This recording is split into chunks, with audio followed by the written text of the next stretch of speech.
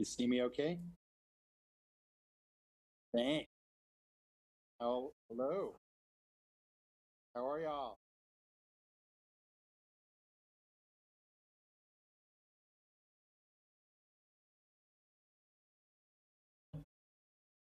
All right. Good morning. I'm Janelle Osborne, Chair for the Santa Barbara County Association of Governments, and I'd like to welcome everybody to today, August 17th, 2023's meeting. Madam Clerk, roll call, please. Thank you, Chair Osborne. For the roll call, Director Williams. See you. Caps.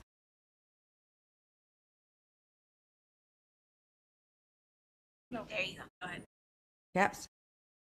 Yeah, I'm here. Oh, Can thank you you. hear me? Yes, now I can. Thank you. Hartman. Okay. Nelson. Lavanino. Infante. Here. Julian. Here. King. Here. Patino. Here. Perotti. Here. Clark.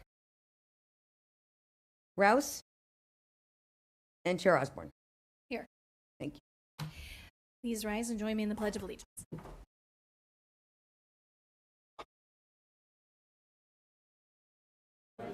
Pledge allegiance to the flag of the United States of America and to the republic which stands, one nation, under God, indivisible, with liberty and justice for all.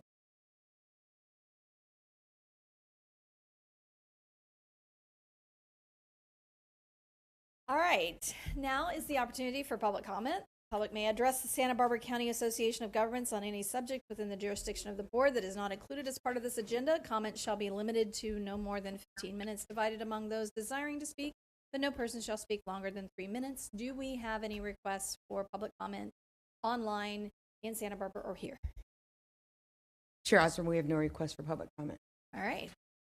Thank you. We'll close public comment and move on to consent calendar. Is there an item that anyone needs to pull or abstain from? I do, Madam Chair. All right. Abstain from the minutes. Madam Chair, I'd just like to, the record note that Director Rouse has just arrived in South Coast. Thank you. All right. Anything to be pulled or Patino? Madam Chair, I'd like to pull item 4K. Madam Chair, I'd like to abstain from 4B.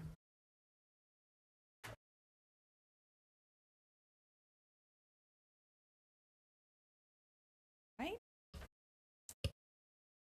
Madam Clerk. Should we start with the minutes? Yes. Well, that was an abstain, not a pull.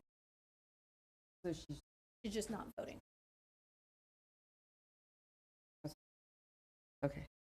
It was an abstain by Yeah, Perotti on the minutes and an abstain by King on B, so no vote. The pull was 4K. That's okay. Madam Chair, I'd like to also abstain from minutes that was meeting.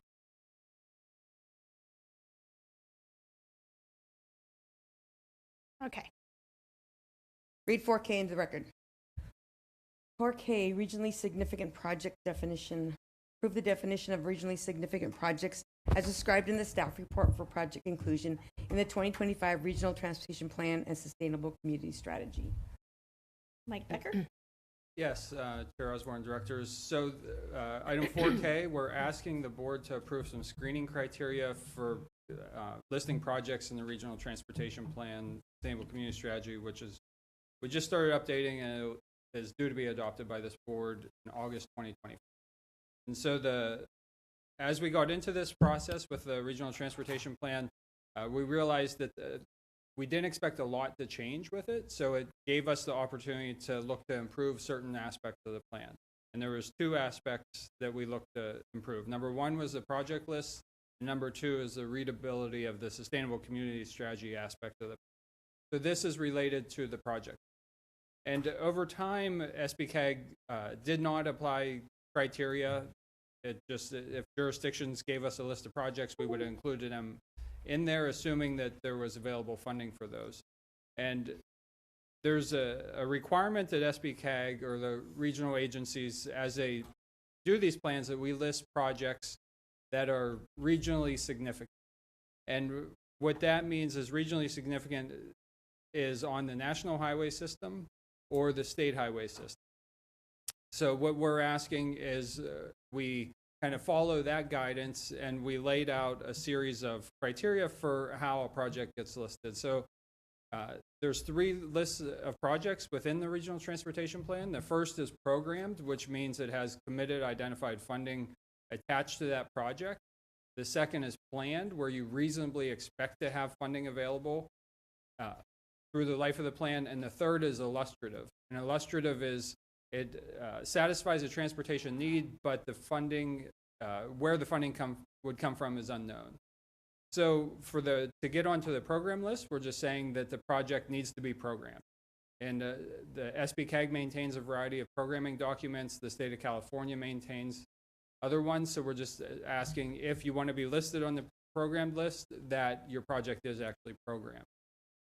For the planned list, we're looking for projects that are on that network, or they would in the future be expected to be on an SBCAG or state program list. And the one thing that gets a little goofy, because we talk about a road network, but there's also transit and bike ped projects. So the way that we did that, essentially transit projects, because they receive a lot of federal funding, they're going to qualify to be listed anyhow, because they will eventually end up in SBCAG transportation improvement document. For the bike ped, we're looking for multi-jurisdictional projects or projects that serve the same travel demand as the road network that I described. And so what this does, it's going to take a lot of projects out of the regional transportation. And it's going to take projects out that this board doesn't have discretion over anyhow, that they're local city projects or the local county project on local roads. And in terms of being a regional plan, they're not significant in that sense. They may be significant to a local agency, but they're not regionally, they don't meet that criteria of being regionally significant. So because this will reduce the number of projects included in the plan, we're asking for the board to approve the screening criteria. And within it, we also provided a catch-all. We said if your project doesn't qualify otherwise, but you'd still like it listed, we could put it on the illustrative list, no questions asked. But it's really to kind of return the regional transportation plan to its core of what it's supposed to be, rather than what it's just grown into over time. Happy to take any. I'm not sure I necessarily have a question, but I just want to make sure that that some of these, what is regionally significant, and there might be a project maybe out in Guadalupe way out, and that needs to be included, like maybe the North County Subregional would say, we really think this is an important project. I don't want to see that diminished in this, and I wasn't quite sure. Yeah, I think, Director Patino, that this isn't about taking anything away from the board. It's more about keeping the focus on what the board is empowered to do anyhow. In terms of the project, this board would have discretion. In terms of Guadalupe, the roads that would qualify are the 2 state highways, the 166 and the 1.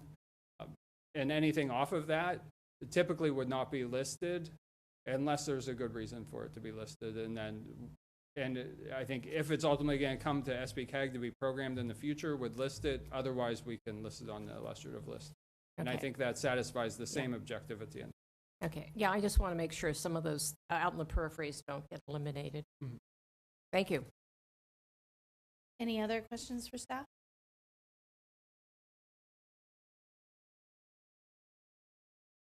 I was going to say, before we, any public comment on 4K? Chair Osborne, we have no request for public comment. All right.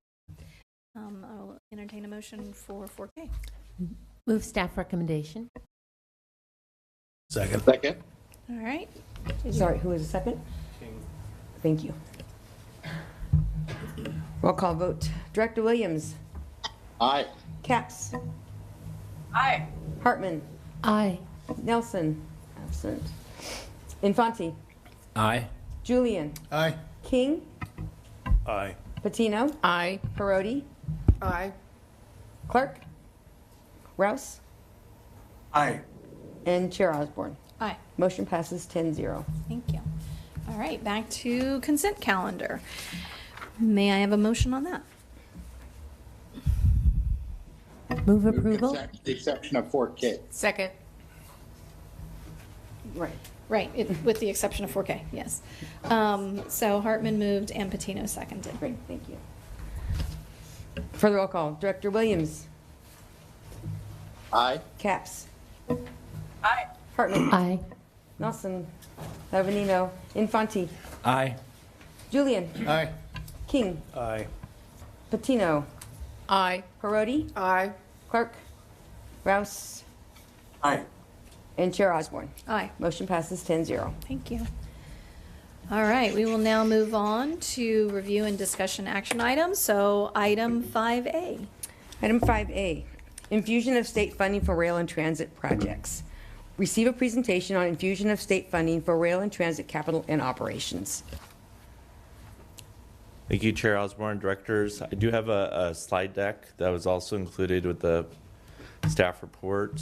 Thank you. And I don't really want to show you that version. Is there a way we can put it with your computer?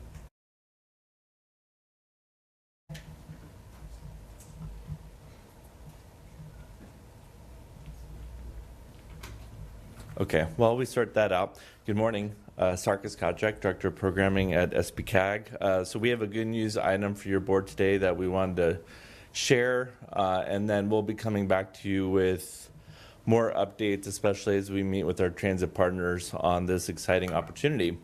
But, next slide, please. Thank you.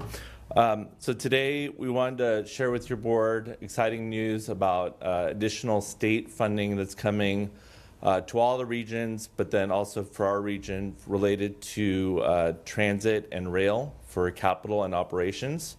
So this is exciting funding that will help fund many projects in our region. Next slide, please. Through advocacy by the California Transit Association and many other stakeholders throughout the state, given the impact to transit over the last couple of years, the state has included $5.1 billion in funding for rail and transit capital and operations projects. The money is being allocated from the state to regional transportation planning agencies like SBCAG. And it's going to be an opportunity for us to collaborate within our region to look at what all the needs are and then maybe look at any transformative opportunities for funding as well. Next slide, please. So the funding is coming to our region or coming through two different programs. The first program is the Transit Intercity Rail Capital Program. This has been an existing program for the last few years. It's been a competitive process through the California State Transportation Agency. So they've been typically doing a cycle every year, every 2 years for a competitive solicitation. Our region has done well in terms of projects that have been funded, like examples, the Goleta Train Depot, Clean Air Express, and then funding for Santa Barbara MTD for capital. So now that money is going to be coming to us by formula without a statewide competitive process. And then the state has created a new program called the Zero Emission Transit Capital Program. While this has a focus on helping electrify transit systems, there is an opportunity for using the money for operating as well if we have the need for it. What's happening right now is that this got approved in the budget, and then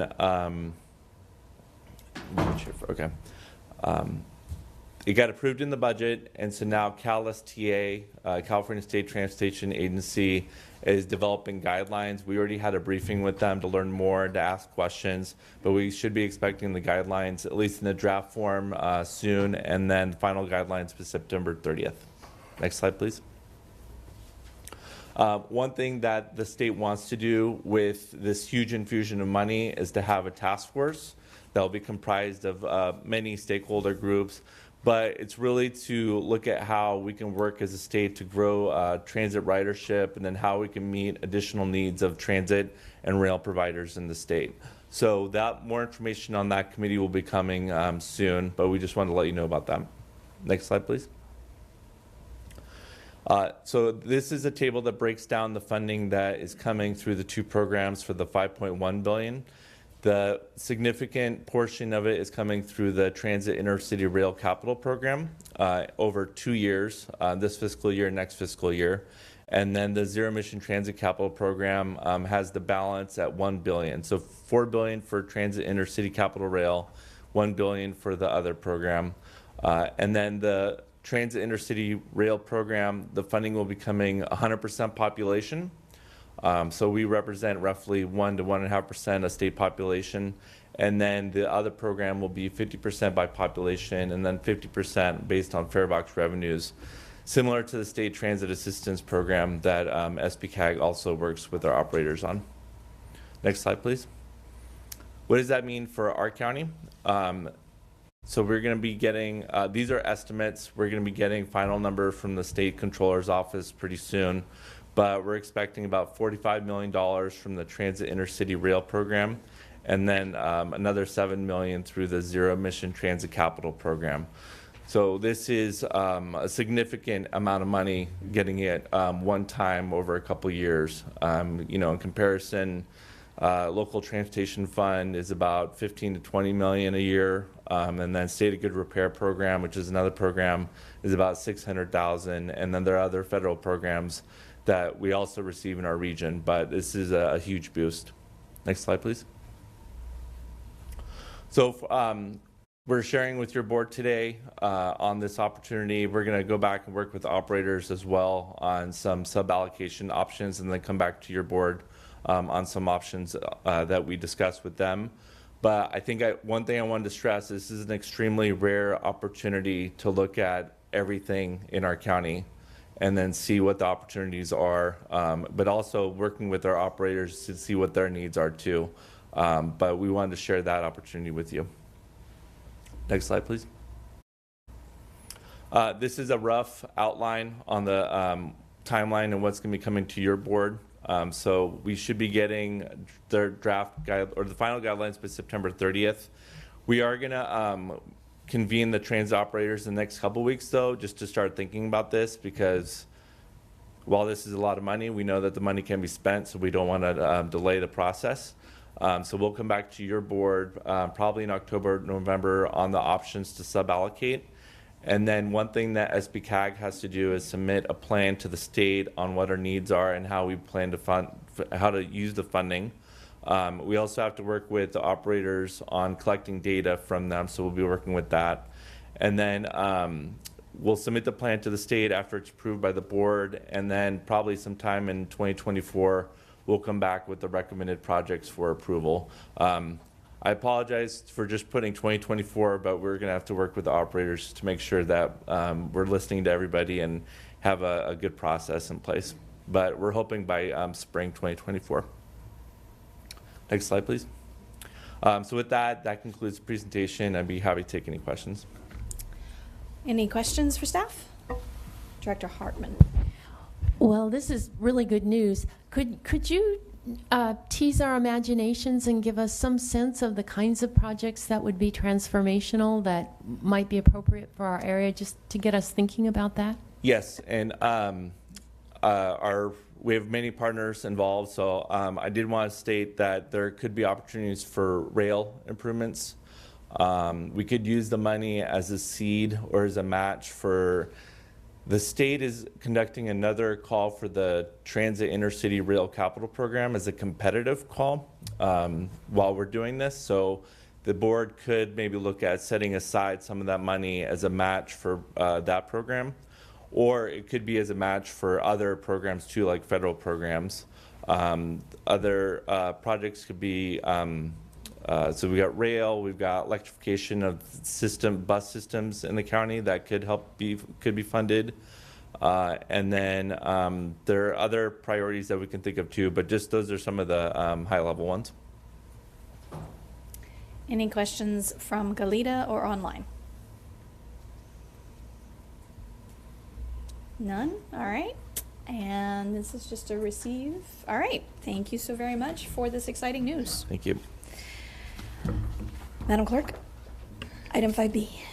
Thank you. Item 5B. designated recipient options for Santa Barbara urbanized area Federal Transit Administration funding programs. 5BA, receive presentation on designated recipient options for administration and suballocation of Federal Transit Administration program funding for Santa Barbara urbanized area. 5BB, discuss designated recipient options for Santa Barbara urbanized area. Okay. Thank you, Chair, Directors. So this is another item that we wanted to share with your board for discussion related to the Santa Barbara urbanized area and transit programs. Next slide, please.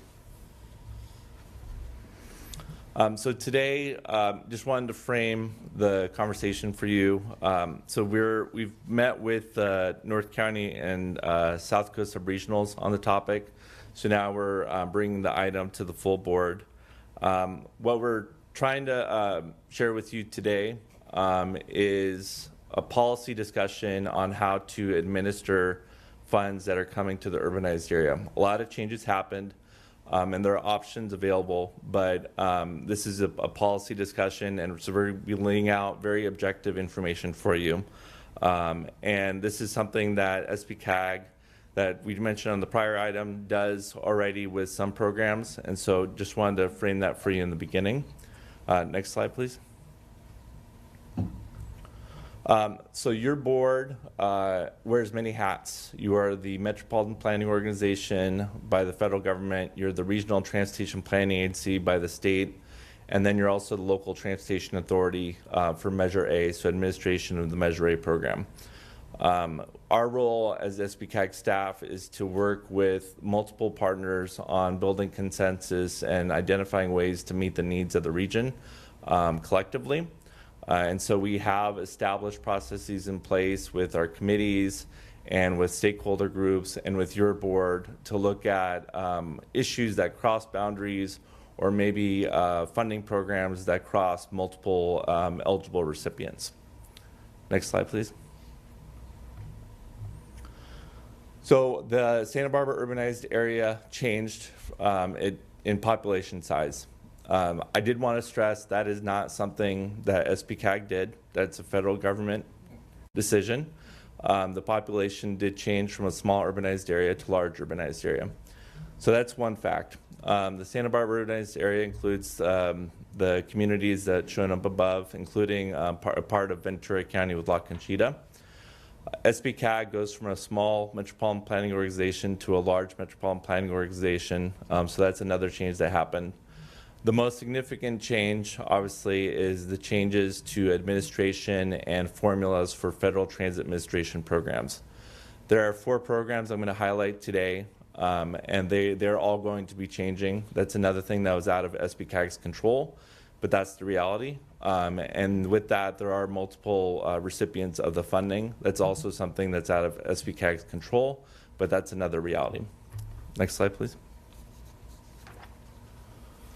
Okay, so the federal government has this term called designated recipient, and the designated recipient helps administer and distribute funding for Federal Transit Administration programs. There are 4 programs that I'll go over in a minute. They all have different eligibility, but they also have different ways for deriving the funding for distribution, and so those are some big impacts.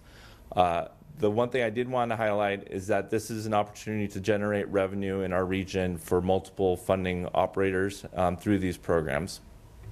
And so that is not just transit, but also rail.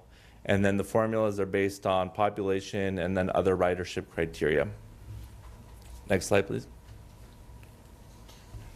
These are the 4 programs. They are the 5307 urbanized area. That's probably the largest pot that we get in our county. And then the 5310 elderly disabled. That's a program for nonprofits and other operators who provide specialized service for the elderly and persons with disabilities. There's the 5337 State of Good Repair program. Our region has not been receiving this money, but will be eligible for rail services and any other high impact transit ridership services as well. And then the one thing I did want to note is that any service along the HOV lane in Santa Barbara does benefit from this program. So that's a note I wanted to make. And then the final program is the 5339A. This has been traditionally for capital assistance to support transit operators purchase buses. From these programs, so what's changing is that Caltrans used to be the urbanized area designated recipient for Santa Barbara for 5307. And so they've been handling the process, but now since the urbanized area changed, a new designated recipient needs to be selected. 5310, Caltrans is a designated recipient for small urbanized areas. They've conducted the call for projects every cycle, and then they ask SBCAG as the MPO to review and score to submit. So we present those scores to your board before we submit. There's the 5337 program. This is a new program like I mentioned. And then 5339A, Caltrans is designated recipient for small urbanized areas. So while they've been handling the process at the state level, they let all the small urbanized areas know how much money they're getting. I did want to share that Caltrans has worked with FTA to contact SBCAG about funding that needs to be used. And so we've assisted the state and the federal government on funding that could have potentially gone to outside counties, but has stayed within our county. Next slide, please. These are the eligible providers that we shared at the sub-regionals. So there's Santa Barbara Metropolitan Transit District with local service. There's SBCAG for the Clean Air Express, which goes from North County to South Coast. Ventura County Transportation Commission administers the Coastal Express program with SBCAG as a partner. And then one thing that we did have before COVID was passenger rail service peak hour that we're hoping to get back soon. So that will also be an eligible recipient of funding under the programs I mentioned. Easy Lift Paratransit provides specialized transit for the South Coast. They've been a traditional 5310 recipient. Calvans does provide van pool service and potential trips in the urbanized area. So that is another program as well. Next slide, please. So what do we need to do? What have we done and what do we need to do? We learned about this in spring. We knew it was going to happen, but then we got the official notice from FTA that we had to pick a new designated recipient, and we had to consult with the operators that are included in the urbanized area. We presented to your board or to your sub-regionals in June and July, and then the Santa Barbara MTD board did provide a recommendation. We did attach the letter from them on the dual designated recipient recommendation. We want to hear some feedback today from the board, and then the timeline is that the federal fiscal year starts October 1st. So ideally, our region submits a letter to the state by September on who the recommended designated recipient will be. Next slide, please. Okay, so we're going to go over. I think Director Prodi asked for what the pros and cons are. So we're going to go over those options right now. So first, we're going to start off with SBCAG as the sole designated recipient. Next slide, please. As I mentioned, you wear many hats. A lot of those hats come from the federal and state government designations. And this is just something that SBCAG does already with administration of transit funding, along with other programs. And the metropolitan planning role is probably the biggest one. I'll talk about it in a minute, but any of the projects that get funded from these 4 programs need to be in the Federal Transportation Improvement Program that your board ultimately approves. And then on the Measure A process, I just wanted to mention we do have what's called a program or projects process in place that we think would be a good fit for administration of these funds. And so I'll go over that in a second. And then finally, the state designation, you just heard in the prior item that the state is distributing $50 million to our region, and that money is coming to SBCAG to work with our operators on options for sub-allocation. Next slide, please. So just some history. Before Caltrans became the designated recipient around 2008, we were the designated recipient for the small urbanized areas in our county. So that includes Santa Maria, Lompoc, and the Santa Barbara South Coast. And we have been supporting, I mentioned Federal Transit Administration and Caltrans on the 5339 program. We're already doing a lot of the collaboration. We're supporting on the 5310 call for projects. Your board approves a project selection procedures process for the 5307 program, and then those projects get funded and approved in the Federal Transportation Improvement Program. So a lot of the work is already happening at SBCAG. Next slide, please. I shared this slide at the sub-regionals. It's not uncommon for the Metropolitan Planning Organization to be the designated recipient. There are 22 large urbanized areas in the state of California. SBCAG serves as the Metropolitan Planning Organization and as the county commission or regional agency, and of the 22, 19 are either the MPO or the county commission. There are 3 transit operators. One is Sacramento area, so that's served largely by one operator. San Joaquin County, the transit operator is the designated recipient. They serve the majority of the trips in terms of local and regional. And then there's one in the Inland Empire. So those are the 3 out of the 22. Next slide, please. Okay, so we're going to talk about the disadvantages for SBCAG as not being the designated recipient. So next slide, please. So I've mentioned your board does a lot of the high-level interregional, regional planning and programming. We have been the administrator of the Clean Air Express service from Santa Maria and Lompoc to Santa Barbara. We're currently we've been serving that role for a few years. A lot of folks or a lot of agencies have administered that program. So right now it sits with us. And we have good partnerships in place, but that's another reality that SBCAG, sure, yes, we are the managing agency. The other thing we wanted to share is that because of the urbanized area, including multiple operators and including part of Ventura County, there's it's not just one agency that is receiving the money or is eligible for funding. So we just wanted to stress that. So your board having the designated recipient status would help identify funding coming into the urbanized area, seeing who's eligible. There are going to be instances where one operator may have a need, and we're going to strive to work with that operator. There are maybe times where there just may be funding that needs to be used, and so it gives your board the authority to look at what the funding sources are and how we can work together collectively to meet the local and regional needs. Next slide, please. So one thing we want to stress is that all operators have needs. You saw the infusion of state funding. The state realizes that we don't have enough money. And so that's the reality. There are opportunities, though, where a service can generate revenue through the new formulas that are impacting large urbanized areas. And we just want to make sure that there could be opportunities to look at funding from a holistic level instead of having two or multiple designated recipients in the urbanized area. Next slide, please.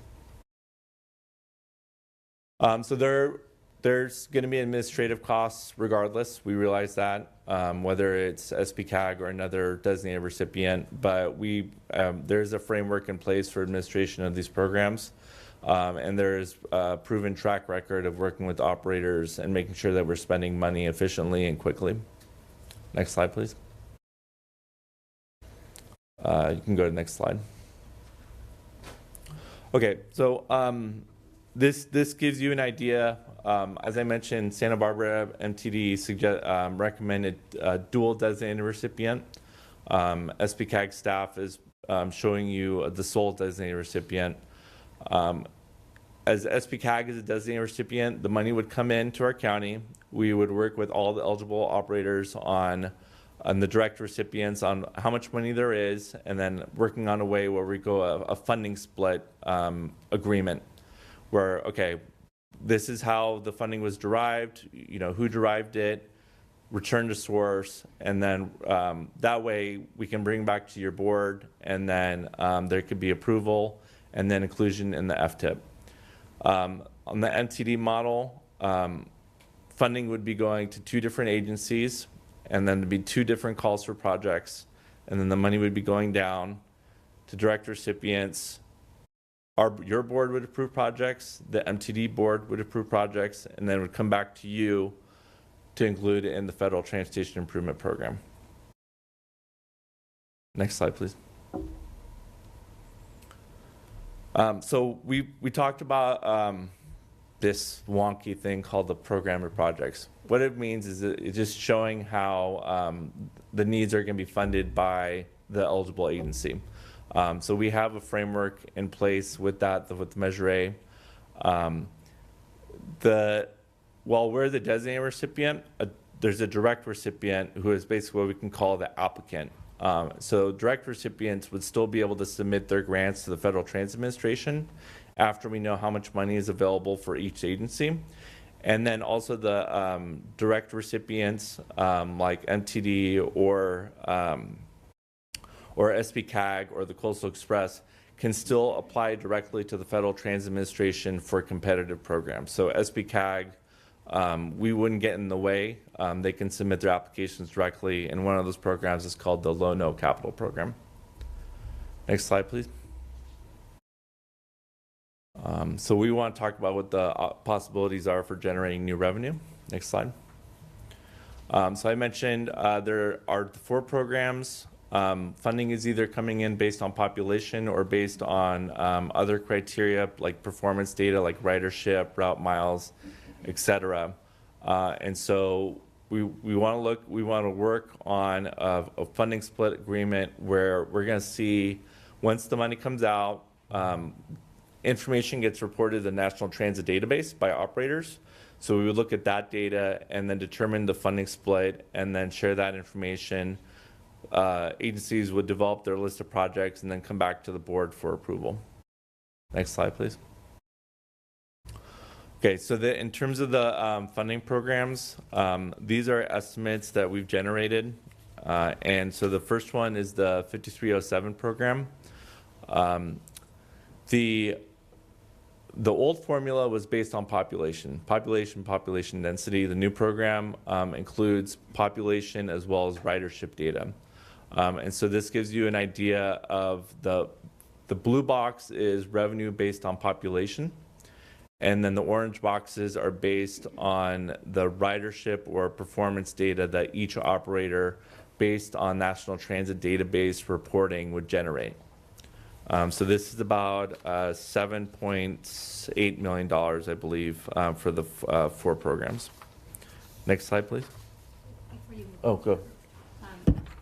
So the population data-based revenue would go to the operator of that area, which in this case would be MTD. So because the population based data, or excuse me, funding is for the population should go to the primary operator of the service in that urbanized area. Does that make sense? So this would be, they get the 2.4 million plus, then they get their funding that's generated by the ridership data, which is the 2.8. So it'd be those 2 numbers would be added up together for the allocation to MTD, and then they would develop a program or project and submit that back to SBCAG for programming in the Federal Transportation Improvement Program. And I apologize, the amount shown on there is 8.2 million. The 5 boxes together add up to 8.2 million. Got it. Thanks. Next slide, please. This is the 5310 program that I mentioned that Caltrans used to do the call for projects. So when they did it, there was just an amount for the state of California, and then we just submitted applications. This is going to be a guaranteed amount to the Santa Barbara South Coast of about $270,000 per year. And this is based on population data. Next slide, please. The third program is the State of Good Repair. I mentioned this is the one that we haven't received money for but are eligible for. And so this is for rail. BRT is called Bus Rapid Transit, just a high intensity bus service. And then as I mentioned before, there is a part of the formula where if you're using a HOV lane like the one that we're putting in on the Santa Barbara South Coast, you'll be able to collect revenue through that as well. This is about $2.1 million per year. Next slide, please. The final program is the 5339A, bus and bus facilities or capital. This has been administered by Caltrans, and so we get an amount each year. The 2023 amount was $480,000 for the urbanized area. The 4 boxes up there add up to $627,000. And so again, Director Kern mentioned the census population data portion being for the operator, and then we look at how the other services that are generating revenue, how much they'd be able to collect as well. Okay, wrap it up. I talked for a while, but it's an important topic, and so we wanted to share with your board what the options are. We'll come back to your board next month following discussion today on approval of designated recipient, and then by October we'd submit a letter to the state, to the governor, and then let them know what our region thinks about the designated recipient for the South Coast urbanized area. With that, that concludes my presentation. I'd be happy to take any questions. If not, then I won't. So thank you. All right, I saw Chair Lavanino move them, not chair, sorry, your incoming chair. I'm trying to give up responsibility really quickly, evidently. No, thank you. Director Lavanino moved his microphone, so Thank you. I think you might have some questions. I do, just one. And Sarkis, thank you. That was very complicated, and you tried to make it as easy as possible. I appreciate that. Question is how, if it would at all, how would any federal funding be affecting the North County? Is this just strictly South County, South Coast? Or would that somehow affect us up here? So through the chair, Director Lavanino, the impact is that Clean Air Express is eligible to generate revenue through the programs. And so that is an impact to North County with the ability to generate revenue for the Clean Air Express. And I would add, just any other service that comes into this urbanized area would be eligible. So for example, COLT provides transportation to the South Coast for medical transportation. That could, if they submitted their data through the National Transit Database, that they were providing those trips, that could be also eligible. So there's other services that we don't know about or that are not existing today, but in the future could be eligible for this funding. Okay, thanks. So flesh out for me, just give me an example, like how would Clean Air Express be affected? Okay, so as opposed to what it is now.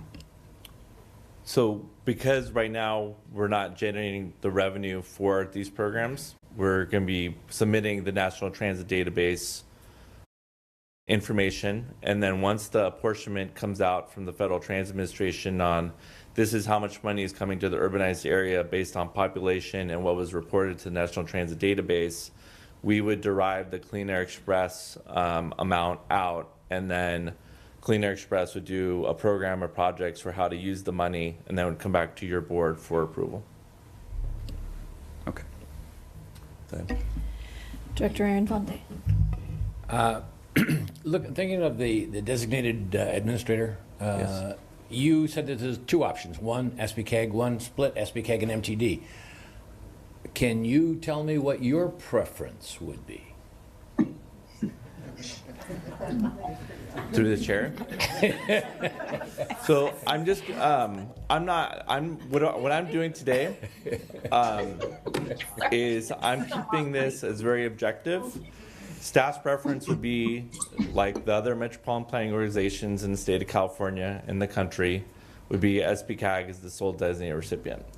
We have built a transparent, accountable, collaborative process with all of our operators in our region. Every time there's new funding, we huddle up, we talk about the opportunities, and then we all work together really well. You saw the state giving us $50 million because they just want the regions to handle the money and then work it out locally and then identify the needs. If you bifurcate this program and have two people making decisions on funding, it's challenging for us to find ways to fund projects in our region where SBCAG administers, I don't even know, probably 15 to 20 funding programs. And what we try to do is either match them up together to find if there's a need that's high, or if an operator in the past, some of the small operators, if you get formula money every year and you have a big project, you're not going to get it done over, it takes 15, 20 years. We built a trust process in place where if we get a huge injection of money, we go, hey guys, they get $100,000 a year. They need $5 million for buses. Can we help them out? And then we do it, and then your board approves it. So that's just the way that you can see how this would work if we're not the designated recipient. And that would have been my assumption, yes, that it would be better that way than splitting it and disagreeing potentially over who gets what money. But I was curious what you had to say. Thank you very much. I believe Director Williams would like to ask questions. How many years was SBCAG the designated recipient, and how many years have we not been the designated recipient? Great question, Director Williams. I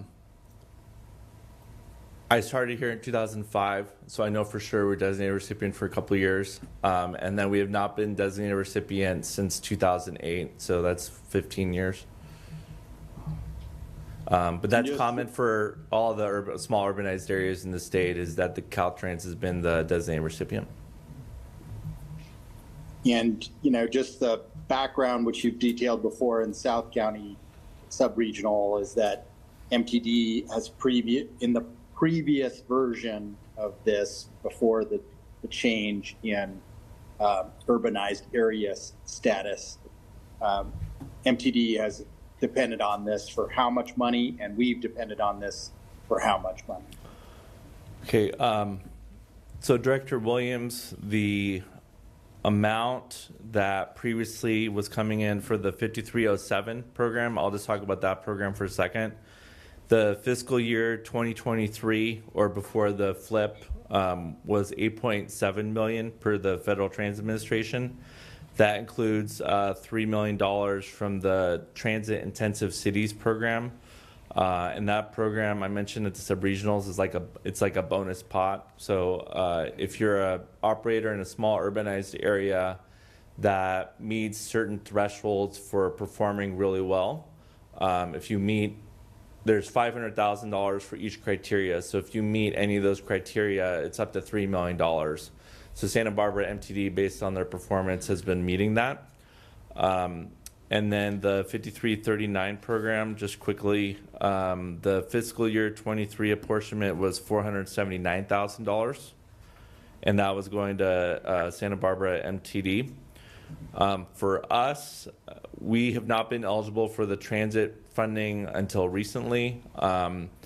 We did get, during COVID, the federal government provided stimulus money, and SBCAG asked the Santa Maria, Lompoc, and Santa Barbara urbanized area operators for funding for needs.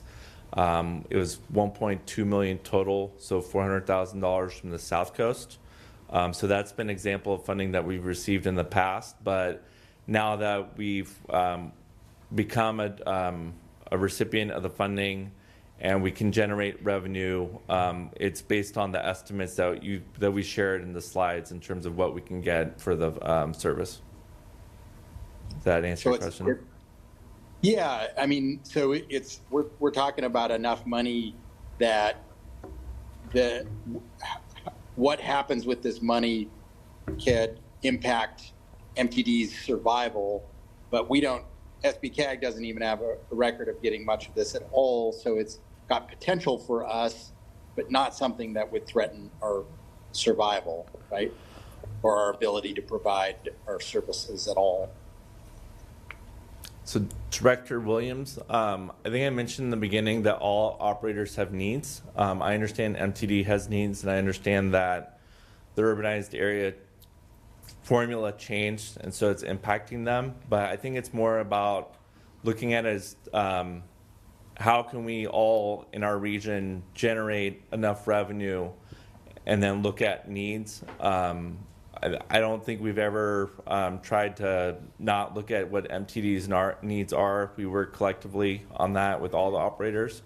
So I think it's just a matter of the formula changed, and there's an opportunity for Clean Air Express or Coastal or anyone else to generate revenue. So I wouldn't say that it's about us not looking at what MTD's needs are. It's more about how can we generate revenue in the county, but also working with MTD to see how we can help them out as well through this process. So it's not like we're going to be dismissing their needs. It's just going to be a different way of funding projects.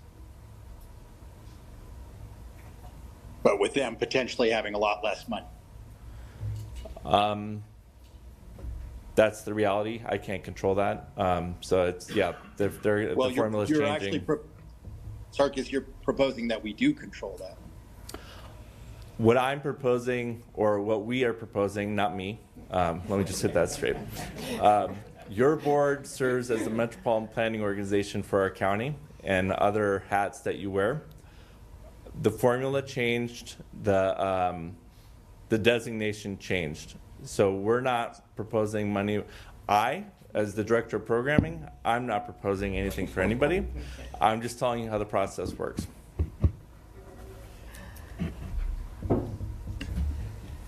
All right, I'm going to bring it back to Director Perotti first, and then Director Lavanino.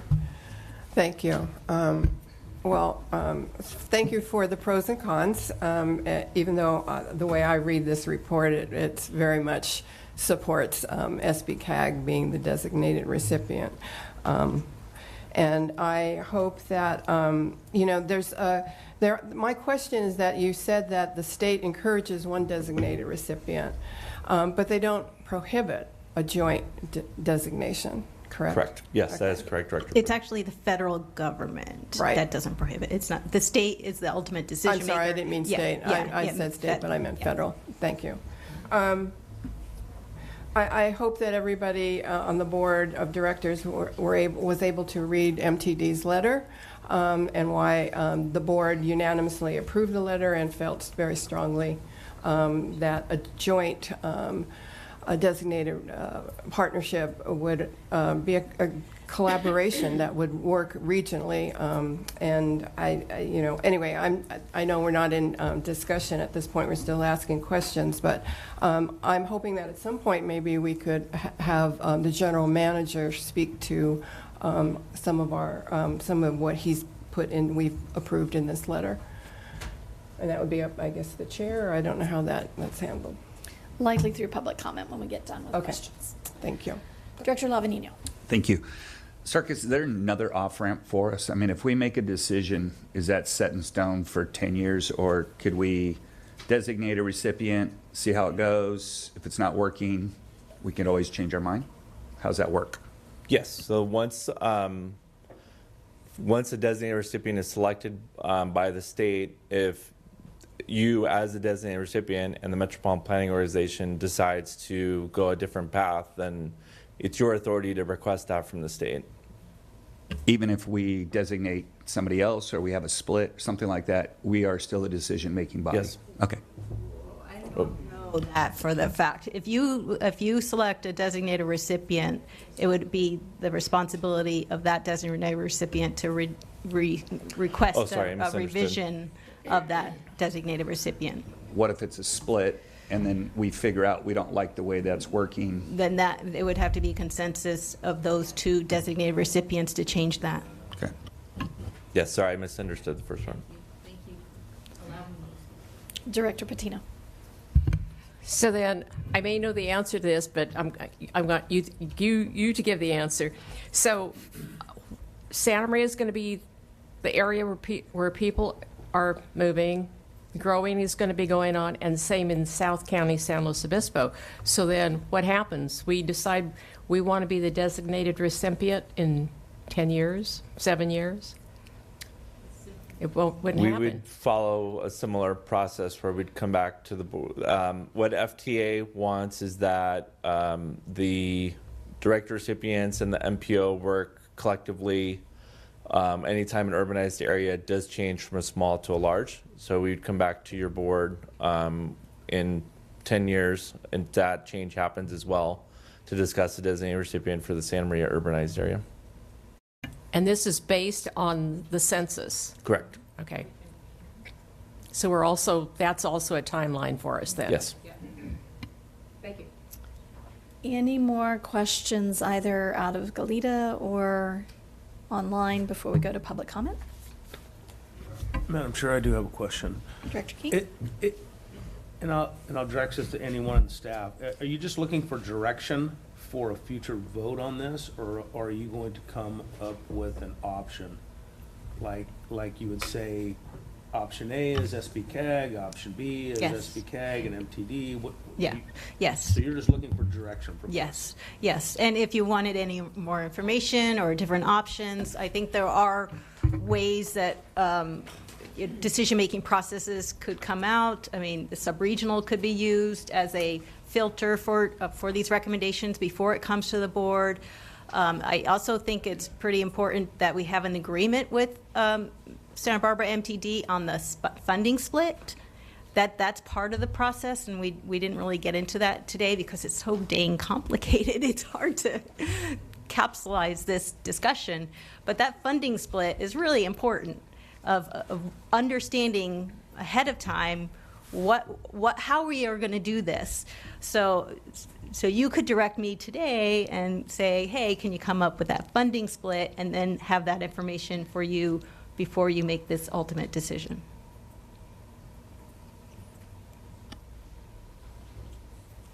Okay, seeing no other questions, we will go to public comment.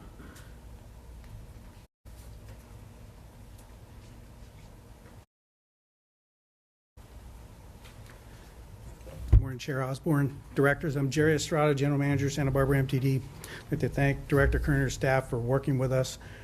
It can be a complicated discussion, obviously, and it's unfortunate that you don't have more time.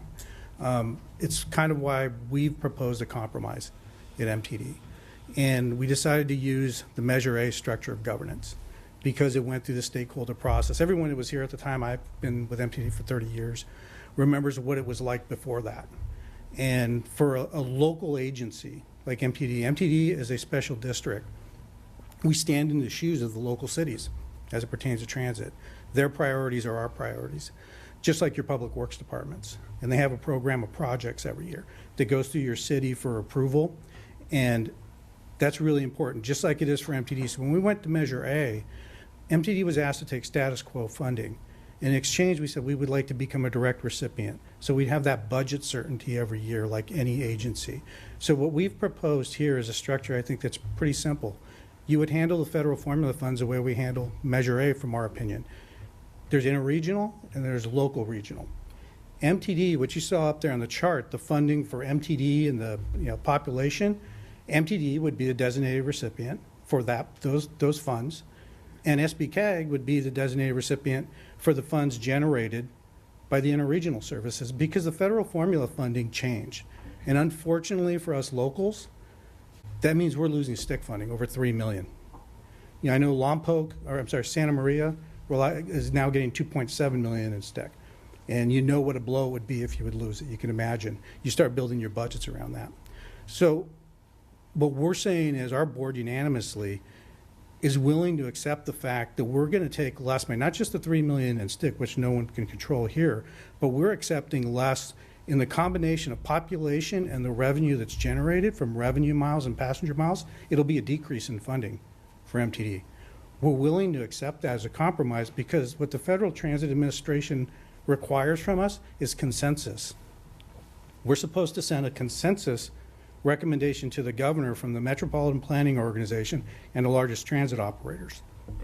Now in the Santa Barbara urbanized area, that's MTD.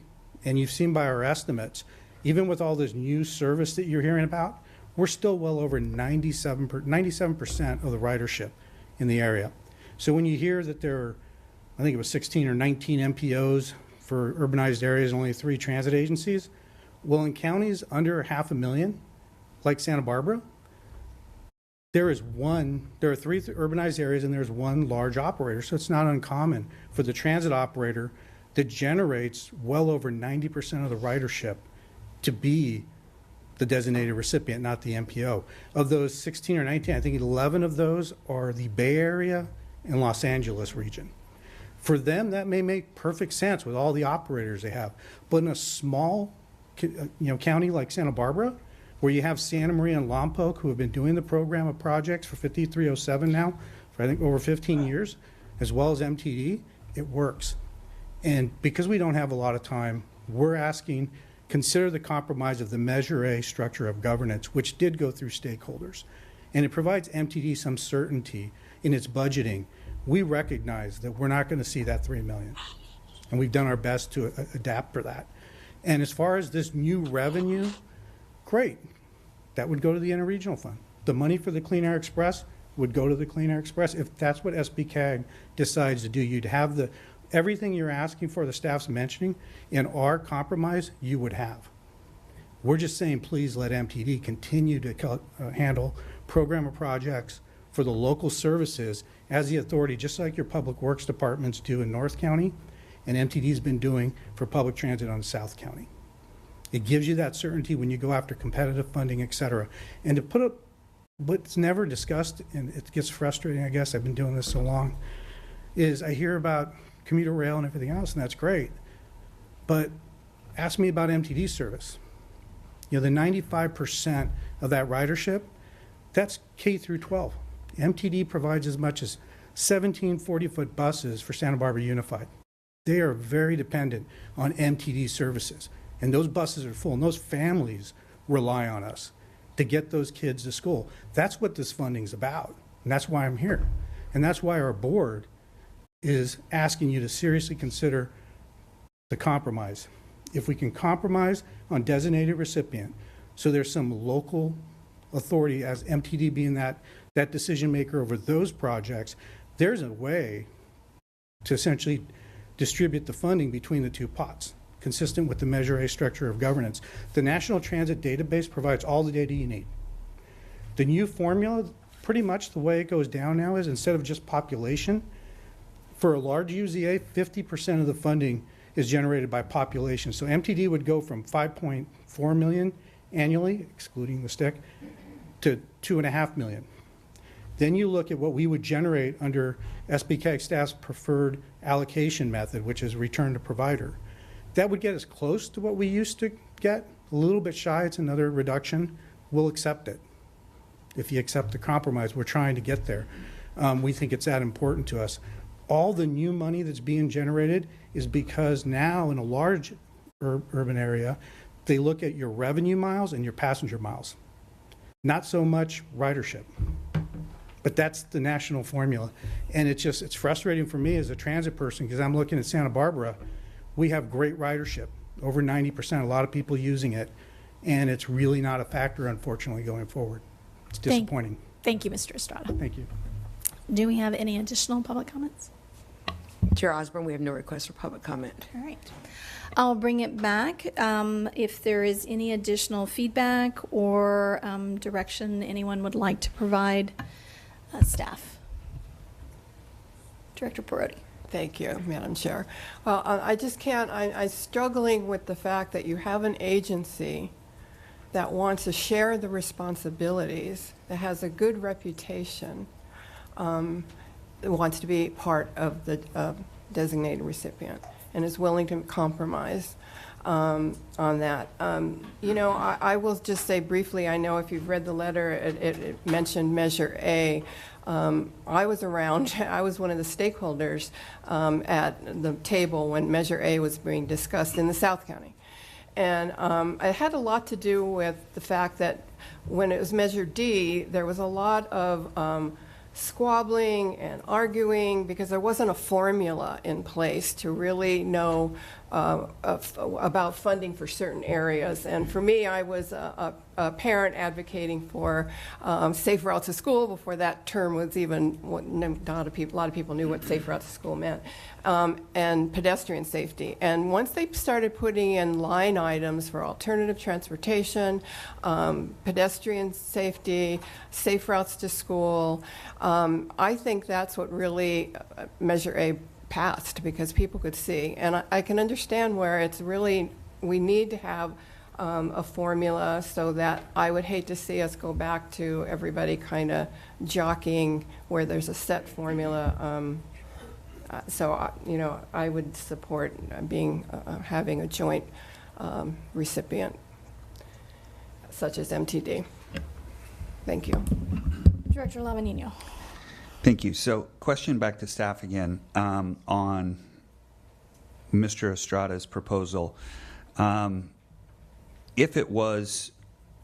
If we went to the system that they're proposing, where there's a Measure A and interregional is left out of it, how then would North County be affected? Or would it?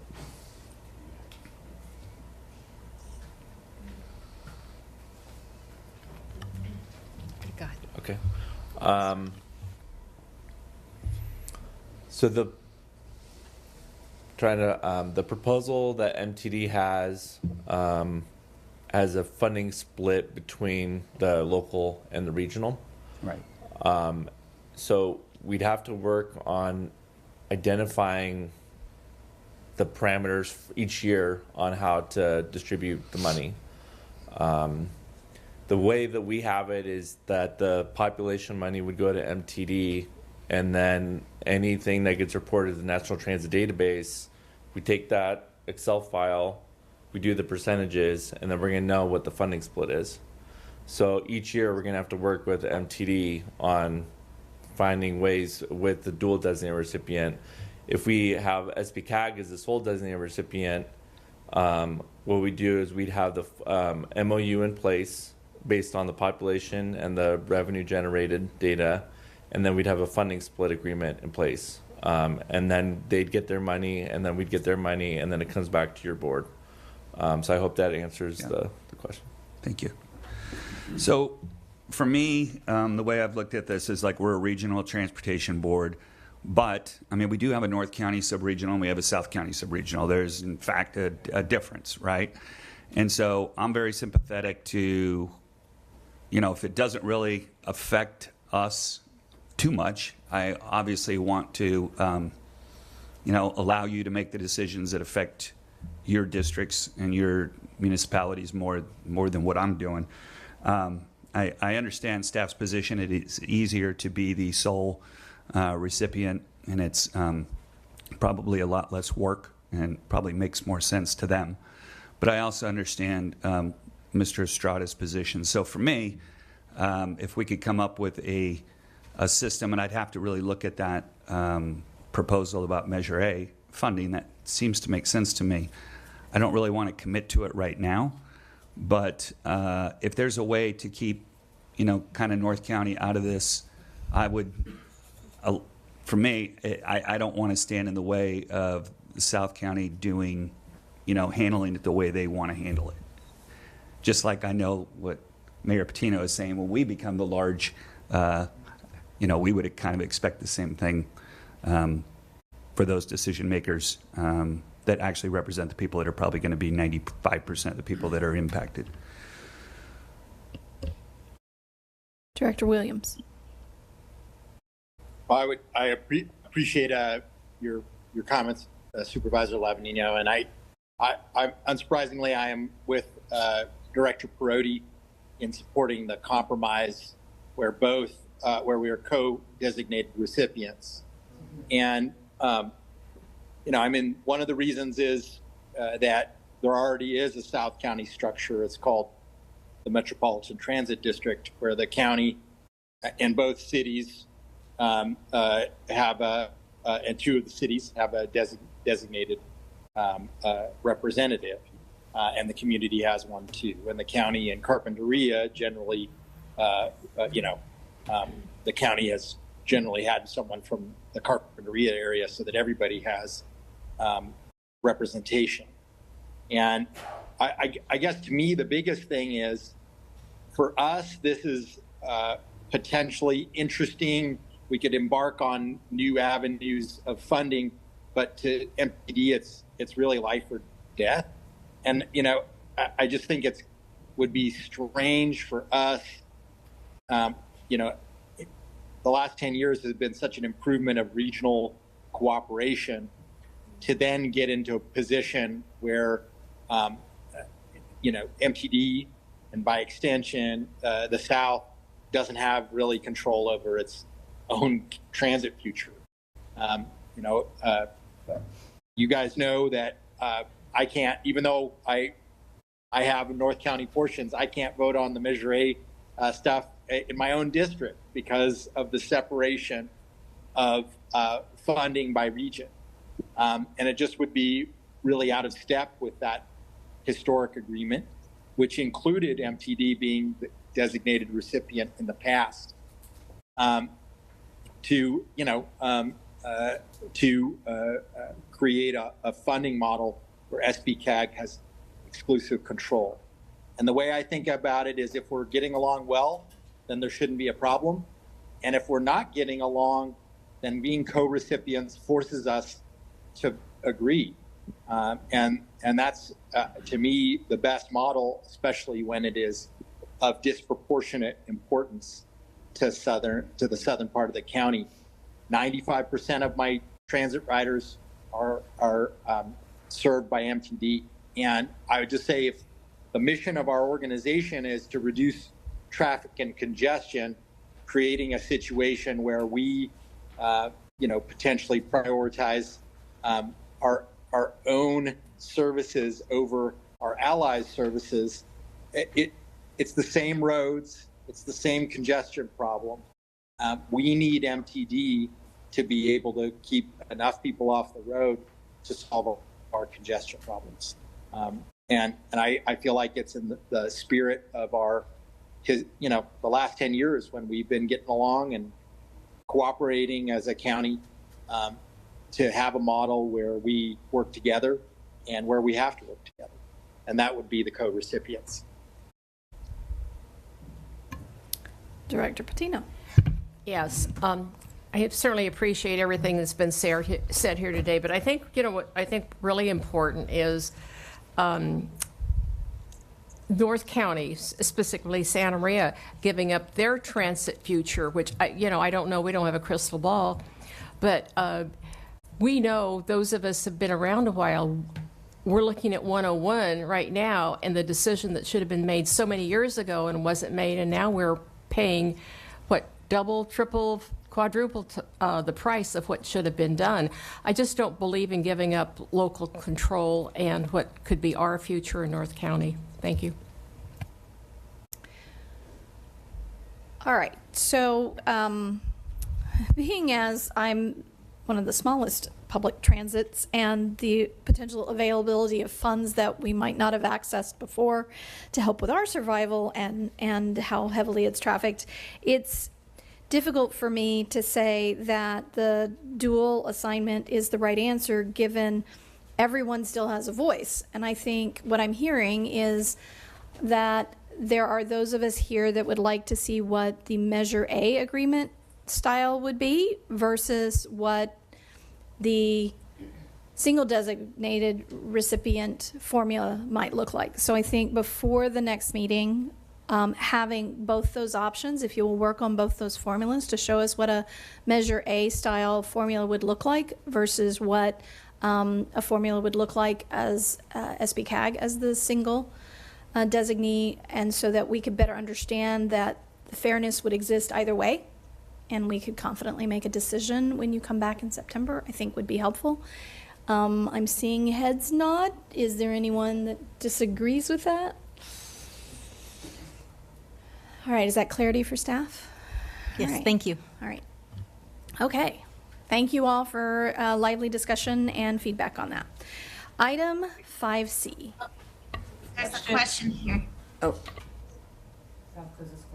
Oh, Sorry. Yeah, thank you. Yeah. Thank you. Yeah, I was just trying to weigh in. This is Director Capps. I just wanted to, without repeating what has been said by my colleagues, just weigh in and leaning definitely towards the hybrid model. And I wanted to appreciate Mr. Sarkis's, I think, a very objective, as objective as can be, information, as well as Manager Estrada's letter. And for me, a concern is just duplication and how it'll all work. But I feel very optimistic that it can work well, and looking forward to understanding Measure A more as a model. So I appreciate that, Chair Osborne. Thank you. Anyone else? All right, we'll close that discussion and move on to 5C. Thank you. Thank you. 5C, Regional Travel Trends Project. Receive a presentation on the status and initial findings of the Regional Travel Trends Project and provide feedback to staff. All right, thank you, Chair and Directors. Mike Becker of staff, and I'm going to give a presentation. We do have a PowerPoint that I imagine is going to pop up. There we go. On the Travel Trends Project. Next slide. I want to cover 4 things in this. Why we're doing the project. The second one being the replica platform that we're using for a large portion of it, of what that is and what kind of data comes out of it. And then I'll walk you through a handful of analyses that we've already done, and then highlight where we're going with this project. So next slide. So first, why we're doing it. So the idea for this project was to use a big data platform to aggregate as much useful information as possible for the purpose of being a resource as we develop other plans in the future or to answer other questions in the future. We're not trying to solve any problems with this project by itself, but we're setting ourselves up for a better future in terms of knowing some things that were very difficult to find the answer to before. So with that, next slide.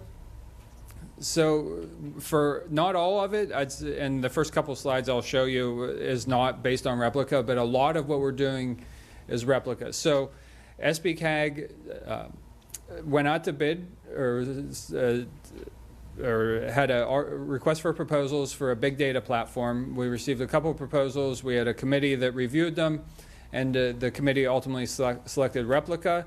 And I will say, as part of the deal that we were able to negotiate with replica, each of our partner agencies also received 1 year of access to this data platform. So your planning and public works staffs also have the ability to use this tool to answer any questions that are of interest to you or to them. But what replica is, it's a activity-based model, and that's as opposed to what SBCAG uses as its model is a 4-step model. Activity-based is the next generation. It's the bigger and better model, and that basically would say, if you look at somebody's trip journey, like your trip to the board this morning, you may have dropped a kid or somebody off on your way. You may have stopped for coffee. So all those things add up as part of your journey. And with an activity-based model, it's able to capture that. With a 4-step model, it's more kind of hub and spoke in terms of how it looks at trips. You have a base that you're always basing those trips off of. So also, replica does not look to forecast into the future. So we're only looking at current conditions. And replica became a company in 2019, so we have the ability to look 2019 through the current release, which is the fall of 2022. I think with a travel model, you tend to lose confidence or accuracy as you forecast into the future. We're not doing that, so we don't have to worry about losing that accuracy or confidence.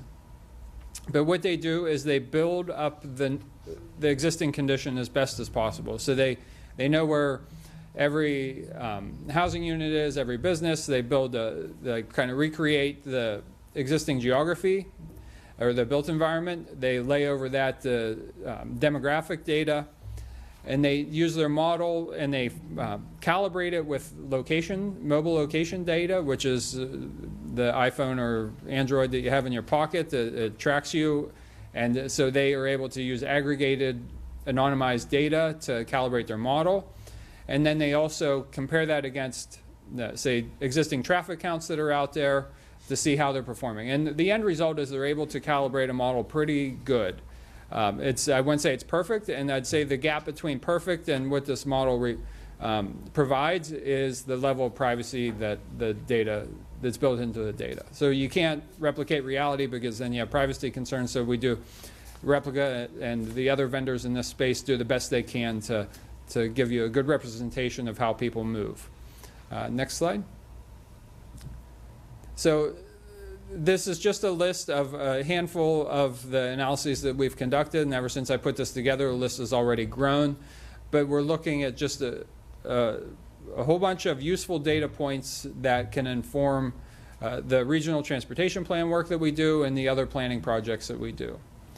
Next slide. So yeah, the first couple are not related to Replica, but here we're presenting what's the job situation look like throughout the region. And you have going into the Great Recession, you could see South Coast losing jobs, and then the recovery of the last decade where the jobs have been created. You could see, so like for instance, going into the Great Recession, Goleta lost roughly 1,000 jobs, but since then has gained about 5,500. And also a lot of jobs created in Santa Maria. Next slide, please. Housing production, which this is from 2020 to 2023, so it's the most up-to-date. It's provided by the California Department of Finance, and you can see where new housing has been delivered in the region over the last 23 years. You can see Santa Maria stands out with delivering a lot of housing. Next slide, please. Okay, now we get into some of the stuff that comes out of Replica, and I have 2022 on there, so unless I say otherwise, all the data is from the fall 2022 release, so that represents a typical weekday in the fall of 2022. So this is something, it highlights local labor versus imported labor, so you go jurisdiction by jurisdiction, and you have the work trips that start in a jurisdiction, so the first line there is Buellton. So that first column you're looking at percent of work trips originating in the host jurisdiction that ended in the host jurisdiction. So I want to clarify one nuance with this. We're talking about trips, and a trip is the journey of an individual. So you can compare that to jobs, but it's how one person goes from where they are to where they're going. So that first line there, Buellton 19.6%, that's saying that 19.6% of the trips that start there for the purpose of somebody traveling to work end in the city of Buellton. So about 1/5 of the labor force is filled by residents of Buellton. And you can see on the two columns over, the imported labor, about 73% of the work trips that end in Buellton, so that's people going to work in Buellton, started outside of Buellton. And I think through this, I just was thinking I'll highlight some of the big ones. You can see Santa Barbara and Santa Maria. A lot of their labor or the jobs are filled by people who live within those respective cities. About 2/3 of them, or 66%, start and end in either a city of Santa Barbara or a city of Santa Maria. And then I think the other one I wanted to highlight, I think Goleta has 37% start and end in the city of Goleta, but 65% or 66% start outside of Goleta and end in Goleta. And we did talk about this at the city managers. I presented this city managers group, and I think if for Goleta, I think you have a big tie to UCSB there, and UCSB is not in Goleta, so a lot of the Goleta residents are, it's not that they're traveling far, they're traveling to UCSB. Next slide. Work from home, this was interest, and this is directly related to our regional transportation plan, because we did we did say that we would see an increase in people working from home after the pandemic. So you could see pre-pandemic about 6.5% of people work from home, and coming out of the pandemic, and this is 2022, so a little bit settled in, about 15% of our workforce was working from home. So we'll have to see over time how this changes, and hopefully we can keep that work from home up just to benefit the transportation network. Next slide. So long distance commuting. So this is by jurisdiction, the trips generated on the left. So these are, say again, Buellton, not picking on you, you're just alphabetically first. The Production is the trips that start in the city of Buellton for the purpose of going to work. 46% are longer than 16 miles and 35% are longer than 32 miles. So you can see that's production, and then attraction is on the right. So these are the trips that end in those jurisdictions. So the people who are coming to work in the city of Buellton, 51% traveled further than 16 miles to get there, and 25% traveled further than 32 miles to get there. So you can see really where, what areas are attracting long distance commutes. And while you say like Buellton may have very high percentages, but the end value is pretty low. The number of work trips that are generated or attracted to that area. Where you go, like say city of Santa Barbara, it's attracting 56,000 or almost 57,000 work trips, and 14.6% of those are longer than 32 miles. So the raw number of long trips is much higher for some of these jurisdictions, despite the percentage. Next slide, please. So I'm going to walk you through a couple of these. I will say that I'm just going to do South County and North County, and each one gets 2 slides, so it's a production and attraction. But we've done these for every single city. We've done these for Vandenberg. We've done these for UCSB. And then also we've done these for a couple unincorporated areas such as Orchid, St. Inez Valley. We've done, and then a combination of Montecito, Toro Canyon, Summerlin. But so this is South Coast, and the trip began there for the purpose of going to work. So where do they end up? Anywhere on the South Coast the trip started, 45% are going to the city of Santa Barbara. And a good portion of those are already starting in the city of Santa Barbara. So you could see, but I think the one thing that's interesting, if you look, so 2.6% of the work trips that start in southern Santa Barbara County end in Ventura County. So just as Ventura County sends labor to us, we also send labor to them. And we have the trip distance and the mode of travel also. Next slide, please. So this one is just the opposite. This is the attraction. So these are the trips that ended in southern Santa Barbara County for the purpose of work. Where did they start? And so you could see that the Ventura County number is 7.2% of the work trips that ended in the southern Santa Barbara County began in Ventura County. 8.7% began in northern Santa Barbara County. Next slide, please. Okay, same thing, North County. So trip began, where did it end? And the one thing that's of interest here is the San Luis Obispo. There's a big tie to San Luis Obispo County. 7.5% of the trips that began in northern Santa Barbara County for the purpose of going to work ended in somewhere in San Luis Obispo County. Next slide, please. And I will say, if you do want to dig into these and look, this PowerPoint is attached to the staff report. So these are trips that ended in northern Santa Barbara County.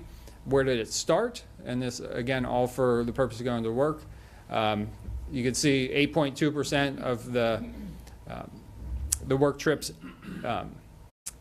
started in San Luis Obispo County, ended in northern Santa Barbara County. And you can also see that 3.8% of those work trips started in southern Santa Barbara County. Next slide, please. Again, so for those, we do have the same analyses done for every single city. So this was a question, this was part of the presentation for the 154 Safety Committee, but this was something that I've always wanted to be able to answer, and Replica gives you the ability to answer it. It's if you're coming from, say, A to B, say you're going from Santa Maria to Santa Barbara, how do you get there? As you come to a choice of the 154 or the 101. So in the southbound direction, about of the total number of vehicles that are passing the A, 48% of them will also pass B. And through this, we've found that 62% of those will choose the 154 and 38% for the 101. In the other direction, it's a much smaller population of the vehicles that go from B to A, just because there's a lot more local traffic on the South Coast in that area. But we've also found there's a majority of them will choose the 154. It's not quite as high, don't know why, but still the majority chooses the 154. Yes, why? Next slide, please. We have a variety of data related to the 101. So the upper left there is county of residence. We looked at 3 different points. So the Santa Maria River Bridge being the SLO County line, Bates Road being the Ventura County line, and then Gaviota just as a midpoint. Who is on the highway? Where did those trips start? And you can see there's a lot of Santa Barbara County, but also quite a bit of San Luis Obispo and Ventura County on there. The trends, so this is north and south, north being the Santa Maria River Bridge, south being Bates Road. And this is looking 2019 to 2022 on the bottom there, so you could see pre to post-pandemic change. In the south, we have a lot fewer people crossing the border there. The work trips decreased by 15%, and school trips decreased by 12%. On the north, work decreased, but school increased. And then the trip purpose, the table on the right of why or the Ventura County or SLO County residents coming into Santa Barbara County. And you can see work is a major reason why, but it is not a majority. It's roughly a third or so of the trips on the weekday are related to work, but there's a lot of other reasons that people come into the county from other counties. Next slide, please. So a couple other random analyses I threw in here. VMT is vehicle miles traveled. So if you take the total number of miles traveled within a jurisdiction on a typical day, divide that by the population, it gives you the vehicle miles traveled per capita. I will qualify that we're using 2020 census population for both 2019 and 2022, so there's a slight degree of error built into it. But the one thing on that, the left table that I wanted to highlight, pre to post-pandemic, our vehicle miles traveled throughout the entire region has decreased by almost 9%. The table upper right, the travel characteristics based on how people live, whether they live in a single family home or a multifamily development. Across all regions, it's clear that the multifamily has more sustainable modes of travel. They drive alone less, they ride bikes more, they walk more. And why? We weren't necessarily looking for why, but it does beg the question, and I think some of it's related to maybe perhaps the socioeconomic characteristics of the populations that live in the different types, as well as the location of where those are. So the multifamily is going to more likely be in a more urban environment, whereas the single family is more suburban. Bottom right, this is just a sample of, we've done a variety of environmental justice related analyses, and this is just to ensure that no segment of the population is unduly burdened. So we looked at what's the average trip distance or the average trip time amongst these subsets of the population to see how that compares to the population overall. Next slide. So this was of interest to me, the carless households. Number one, who are they? So we look at what's the age group, and as you might expect, 40% of the carless households in Santa Barbara County are people of retirement age or older. We see that now with, we have housing developments without parking, so it was of interest to see who these people are and how they do move around. So then that lower left table, we're looking at how these people get around if they live in a carless household. But we took out the retiree population. So the people of working age, how do they get around if they live in a carless household? And we did North County, South County, and the county as a whole.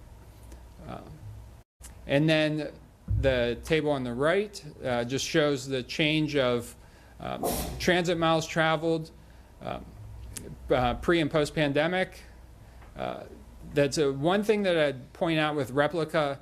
for as much value as it provides, and it provides a lot of good data, the transit in North County is not what I'd call good enough to share. So and I think it's based off of a lot of smaller providers that they can't accurately capture.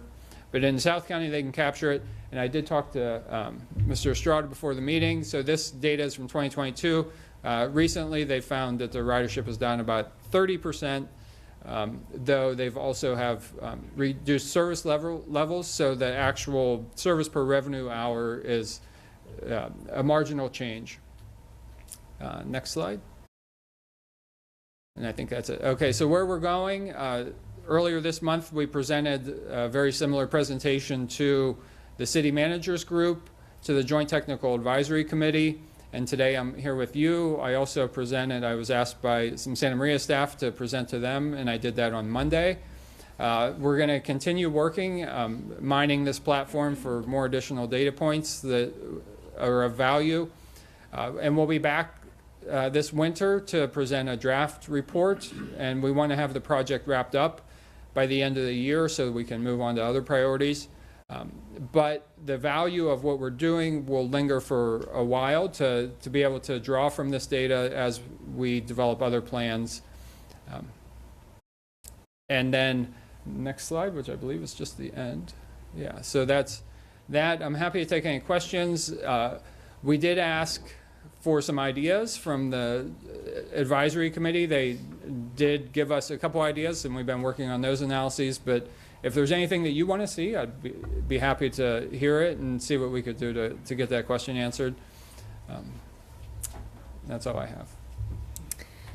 Any questions online or in Goleta? None? Any questions, comments here? Have you contacted the city manager in Guadalupe? When this started, we were working with Shannon, who's okay. gone.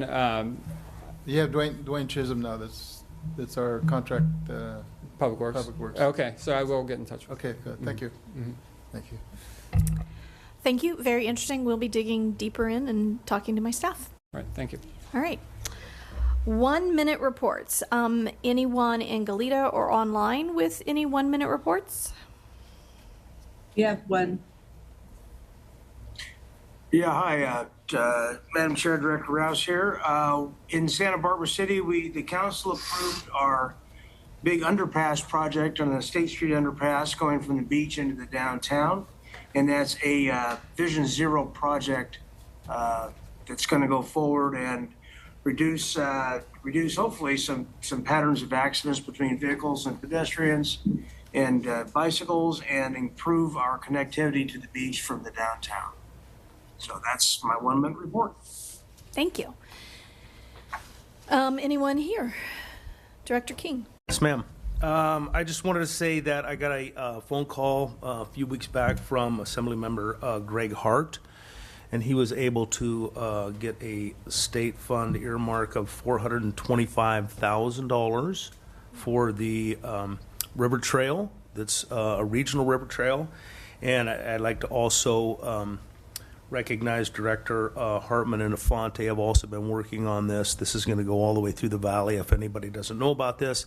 And what the intent of this is to get people off of Highway 246 down to the river trail where they will not be conflicted with vehicle traffic, and you can take your kids down there. I mean, you'd be a fool to try to ride an 8-year-old kid down the Highway 246. So we're diligently working on that. This has been a long time coming. Staff has also been in contact with me about maybe some other funding. I also talked to our Assembly members, Salud Carbajal, about maybe getting some federal funding for this. This has been a long time coming, and I hope that we can get this project done before people are filing into my funeral. I would like to thank Caltrans for paving H and Ocean before the car cruise and our 135th birthday celebration. So thank you for getting that intersection and a portion of Ocean done. Many that were in the car cruise Really appreciated the newly paved and are looking forward to the rest of the work being done.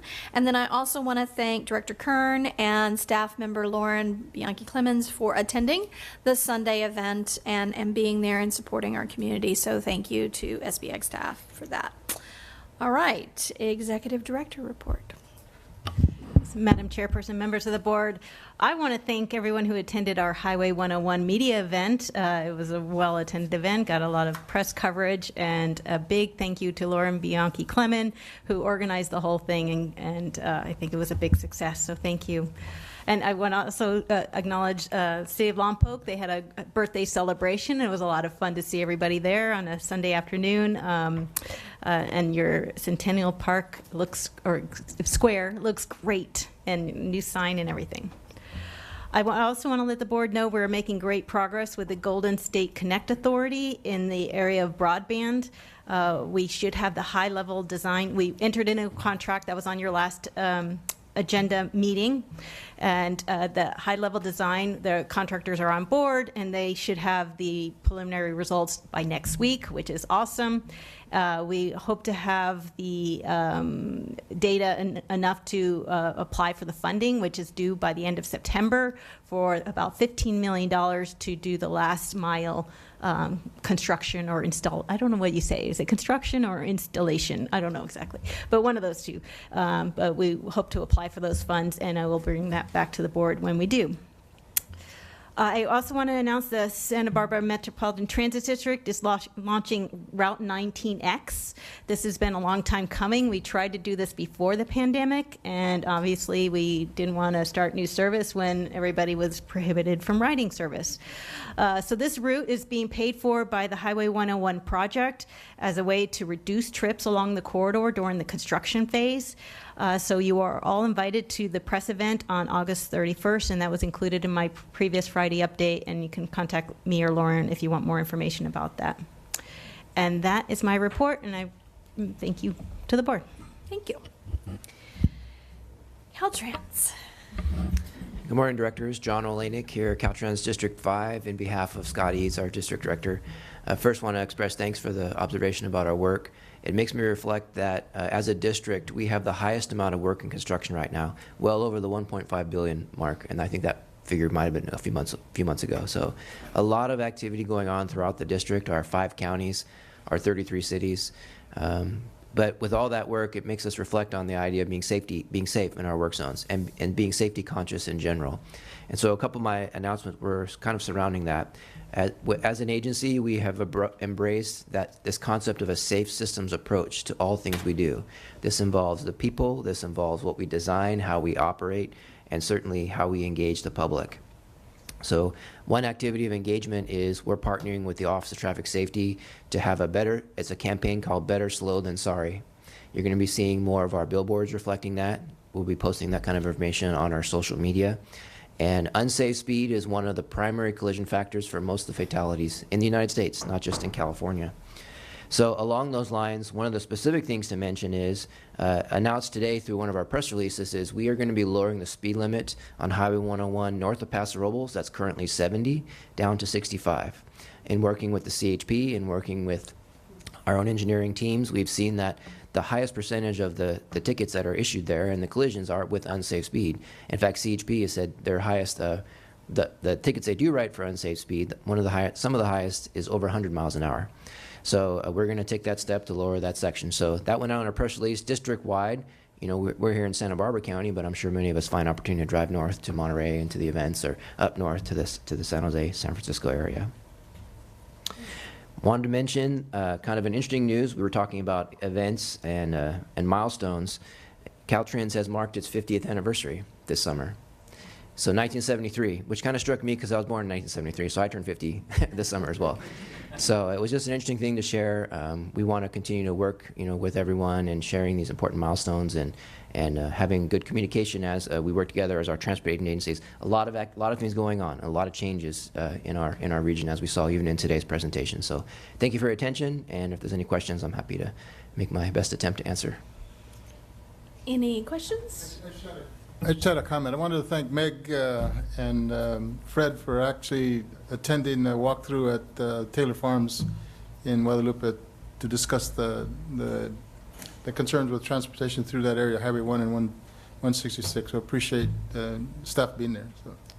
Absolutely, thank you. Okay. I actually got the privilege of being there, so it was really interesting to see the operations of Taylor Farms, and we just appreciate getting our dialogue and our communication, how we're working to make the projects in the city there a huge success. We're doing our best to connect with both, yourself, your staff, the property owners, and the region. And we also got a chance to meet with the transportation group that afternoon as well, the Guadalupe Transportation Board or Commission. I can't think of how it's a citizens group. So yes.